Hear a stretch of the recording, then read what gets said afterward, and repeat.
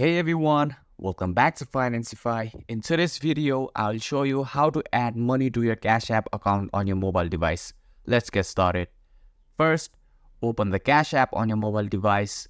Once you are in, tap on the balance which is shown in the bottom left corner of the screen. This is where you can view your balance and manage your funds. Next, tap Add Cash. You'll be prompted to enter the amount of money you would like to add to your Cash App account. But before that, first, you will need to link your bank account.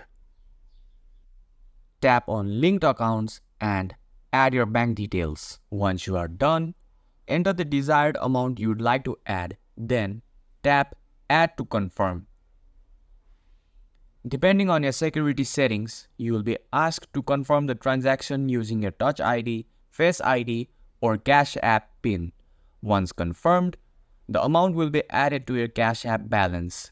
And that's it. You have successfully added money to your Cash App account. If this video helped, make sure to like and subscribe for more quick and easy tutorials. Thanks for watching and see you in the next video.